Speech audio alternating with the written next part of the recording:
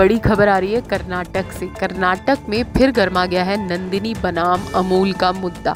कर्नाटक में दूध और अन्य डेयरी उत्पादों की सप्लाई करने वाले नंदिनी ब्रांड ने राज्य की कांग्रेस सरकार पर नंदिनी को नजरअंदाज करने का आरोप लगाया है। कर्नाटक विधानसभा चुनाव से पहले कांग्रेस नेता सिद्धरामैया और डी.के. शिव कुमार ने पिछली भाजपा सरकार को घेरने के लिए नंदिनी अभियान चलाया था।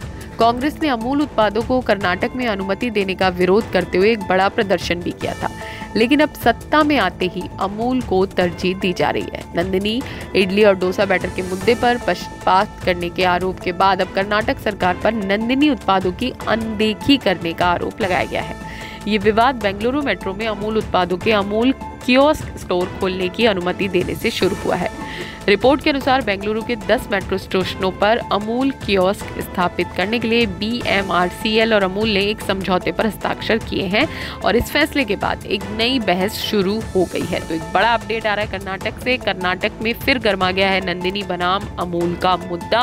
कांग्रेस पर लग रहे हैं नंदिनी को नजरअंदाज करने के आरोप और ये भी कहा जा रहा है कि सत्ता में आने से पहले उन्होंने सेव नंदिनी अभियान चलाया था, लेकिन अब दूसरे ब्रांड्स को तरजीह दी जा रही है। कहा जा रहा है, पूछा जा रहा है कि क्या नंदिनी और नंदिनी उत्पादों की पहचान के लिए संघर्ष करने वाली कांग्रेस के सत्ता में आने के बाद नंदिनी के प्रति उसका प्यार खत्म हो गया है। आरोप है कि कर्नाटक कांग्रेस ने किसानों और कंडिगा के गौरव के प्रतीक नंदिनी ब्रांड का इस्तेमाल अपने प्रचार के लिए किया था और सत्ता में आने के बाद अब दूसरे ब्रांड्स के लिए रेड कारपेट बिछाया जा रहा है।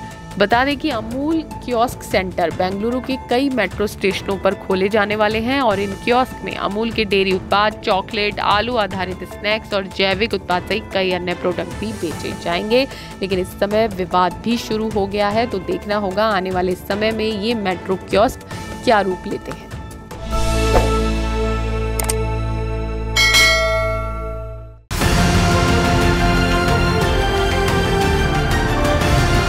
किसान तक, किसान तक, किसान तक, किसान तक, किसान तक, किसान तक, किसान तक। खाना है तो उगाना है, खाना है तो उगाना है, किसान तक, खाना है तो उगाना है। किसान तक, खाना है तो उगाना है।